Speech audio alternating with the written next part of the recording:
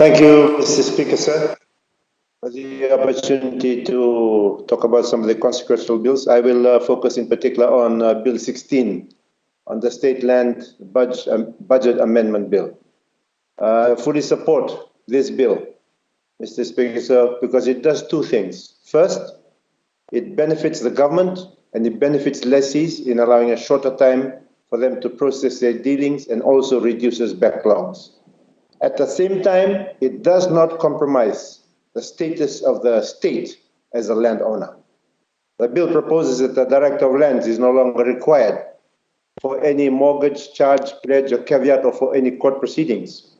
But lessees are still required to apply to the Director of Lands for all other dealings, such as sales, transfers, assignments, subleases, and other developments. And these consents still remain intact.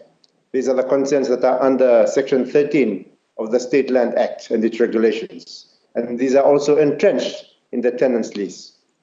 Bill number 16 will not stop the Ministry of Lands from continuing with the current system they have in place of monitoring compliance of lease terms and conditions. And the proposed amendment does not hinder the process and rights of forfeiture or re-entry should the state lessees breach their lease conditions. The consent of the Director Lands can be refused by the Director Lands where there is a breach of the lease conditions or where the application is not in accordance with the law. So it is important to highlight that the removal of consent of the bill only applies to leases which are already properly issued by the Ministry of Lands and which are registered with the Registrar of Titles. So the state's authority, the state's rights over the land are preserved and are maintained under this bill. In addition to this, Mr. Speaker, sir, it's been announced in the 2020 and 2021 annual budget that the consents are no longer required for connecting water and electricity on any state leased land. This also only applies to registered leases. And this is good because it speeds up access to services that people need. It also speeds up access to businesses that might be building on state land. There's been some provisions where consent is not required on mortgages, and there's been a lot of talk about mortgages. But the mortgage over a lease does not affect the land rent, it does not affect the premium or any other term and condition of the lease. All it does, it has an impact on the economic viability of our lessees in terms of their mortgages. And it has nothing to do with land ownership. Ownership remains with the Director of Lands. Mortgage of land is only a security for the money loaned to the lessees. It is beneficial to both parties, and as a result of this amendment, the process will be streamlined, it will be faster, and it will be much easier for both parties.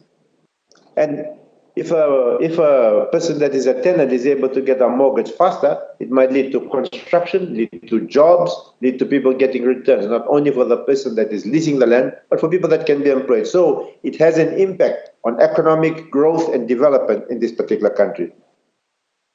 A mortgage also does not prevent a reassessment of rent that needs to be carried out over the state land leases.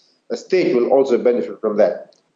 A lessee is still bound by the terms and conditions of the lease, whether or not he or she has a mortgage and whether the mortgagee has changed. The bill also talks about charges and pledges, and both of these things, Mr. Speaker, sir, do not transfer ownership of land. For instance, the FNPF sometimes provides for the financial assessment in terms of housing loans, and they require some form of security. And in this case, a charge may be placed on the property. Or Fiji Revenues and Customs Authority might place a charge on the property if the owner fails to pay a tax, as required by the relevant act. But all of this does not reduce or diminish the authority of the lessor, but rather gives the lessee additional opportunity to maximize return on investment and at the same time pay their dues. The amendment also, Mr. Speaker, sir, talks about that consent is now not required before anyone can institute legal proceedings, because this is not practical. Thus, everyone should have the right to institute proceedings that deal with state land without having to seek consent. This creates a faster business processing that eliminates unnecessary barriers.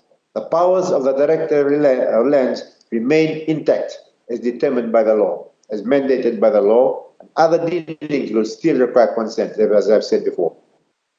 In fact, the Director of Land still has the full power to forfeit any state land if the lessee is found in breach of any terms and conditions of the lease, whether or not there is a mortgage registered on the lease.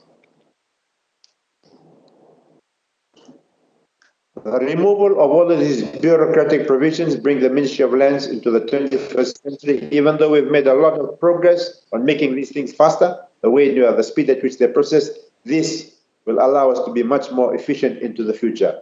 And the bill does not lower the value of state land. It speeds up the process by which the value of land could be raised. And it supports a quicker turnaround time for all of the dealings that we've been talking about. Other dealings that affect the ownership of the property will need the consent of the Director of Lands. And Mr. Speaker, sir, a lot of the arguments that have been made in relation to Bill 16 also apply to Bill 17. It's very important to take note of that. The arguments also apply for Bill 17. Now, statements have been made in social media by the opposition that in terms of Bill 17, that the authority of TLTB to award leases has been removed. This is not true for Bill 17. It's not true for Bill 16. There's also been statements in the social media that the lessee will decide the amount of lease to be paid. Not true for Bill 16, not true for Bill 17. Also statements in social media that there will be reduction in the amount of money that landowners earn from the leases. Not true in Bill 16, not true in Bill 17. The Honorable Biman Prasad saying these statements that what government has been doing is creating instability. What government has been doing is not creating instability. It is these false statements on social media about the effect of the bills that is creating instability. It is those false statements that creating misinterpretation of what this bill is all about.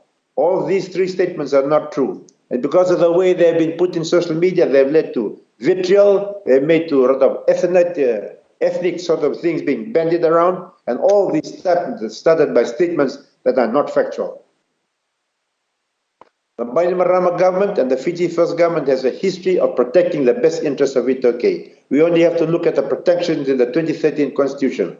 For the first time ever, land acquired for public purposes is returned after it is no longer needed by government.